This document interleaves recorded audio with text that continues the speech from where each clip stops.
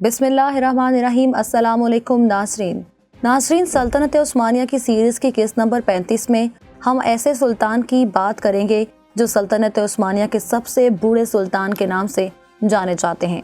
इस सुल्तान ने बराए नाम बचने वाली सल्तनत पर कुछ ही अरसा हुकूमत की। ये सुल्तान कौन थे, कितने साल की उम्र में सुल्तान बने, इनके दौर में सल्तनत को कितना नुकसान पहुंचा और वो कौन लोग थे जो इनको इक़्तिदार में लेकर आए, ये सब जानने के लिए हमारे साथ बने रहिए। वीडियो को आखिर तक जरूर देखें।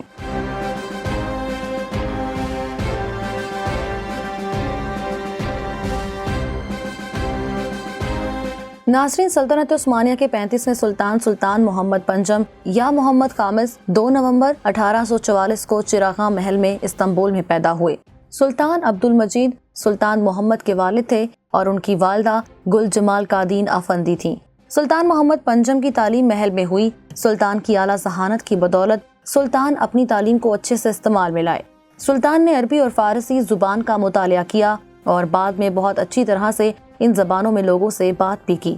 सुल्तान ने एक मशहूर उस्मानी खताते मुस्तफ़ा इज़्ज़त अफंदी से खताती और एक अतालवी पियानो साज से पियानो बजाना सीखा। सुल्तान मोहम्मद पंजम 27 अप्रैल 1909 को तख्त नशीं हुए और सल्तनत उस्मानिया के 35वें सुल्तान और खलीफा बने। 1908 में नौजवान तुर्क इनकलाब के नतीजे में नौजवान तुर्कों ने उस्मानी आइन और पार्लियामेंट को बहाल किया और 1913 में उस्मानी बगावत का खात्मा कर दिया, जिसके नतीजे में 64 साल सुल्तान मोहम्मद पंजम उस्मानी तख्त पर बैठने वाले सबसे बूढ़े सुल्तान बन गए। सुल्तान मोहम्मद पंजम की 5 बीवियां थीं, जिनके नाम कामोरस का दीन, मेहर अंकेस का दीन, दिल फरेब का दीन, दर अदन का दीन, नाज परवर का दीन थे।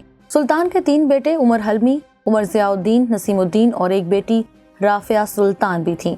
1911 में सुल्तान ने सैलानिक और मनास्टर का शाही दौरा किया और जब वो फ्लोरिना के रास्ते में रुके तो सुल्तान ने स्केब और प्रेस्टाइन का भी दौरा किया, जहां सुल्तान मोहम्मद सुल्तान मुराद के मकबरे में होने वाली नमाज जुमा में भी शरीक हुए। इस दौरे को मानकी ब्रदर्स ने फिल्म और तस्वीरों में रिकॉर्ड किया। ये अगले साल बल्कान जंग की बर्बादी से पहले सुल्तान का रोमानिया के सूबों का आखिरी दौरा साबित हुआ। सुल्तान मोहम्मद के दौर में बहुत सी ज़मीनों का अचानक नुकसान हुआ जो सदियों से सल्तनत उस्मानिया के इलाकों में से थीं और इनको सिर्फ 2 साल के अरसे में सल्तनत के मुखालिफिन के हवाले कर दिया गया। उस्मानी तुर्कों को गहरा सदमा पहुंचा और इसके नतीजे में हुकूमत के खिलाफ बड़े पैमाने पर अवामी रद्द-ए-अमल सामने आया, जिसका नतीजा ये निकला कि 1913 में उस्मानी बगावत शुरू हो गई। इस बगावत के बाद सल्तनत उस्मानिया मजीद तनाज़ात से दूर रही। सुल्तान मोहम्मद पंजम ने 14 नवंबर 1914 को एंटेंट पावर्स के खिलाफ जहाद का ऐलान कर दिया। एंटेंट पावर्स जंग अजीम अव्वल के इत्तेहादियों को कहा जाता है।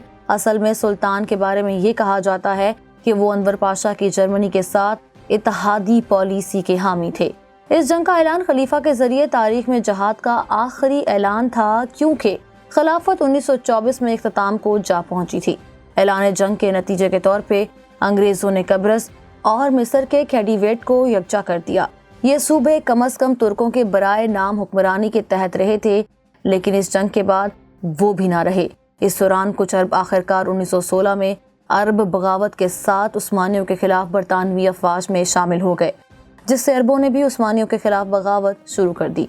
सुल्तान मोहम्मद पंजम जंग अजीम अव्वल के खात्मे से सिर्फ 4 माह कबल 3 जुलाई 1918 को 73 साल की उम्र में इस दुनिया से रुखसत हो गए। सुल्तान मोहम्मद पंजम को यल्दीज महल में सपुर्द खाक किया गया। इसके साथ ही सल्तनत उस्मानिया के इस ज़ईफ़ तरीन हुक्मरान की हुकूमत का खात्मा हुआ और सल्तनत उस्मानिया भी अपने ज़वाल से एक कदम मज़ीद नज़दीक हो गई। नाज़रीन, हमारी ये वीडियो आपको कैसी लगी कमेंट में हमें ज़रूर बताएं और इस सीरीज़ की मज़ीद किस्तें देखने के लिए हमारे साथ बने रहिए।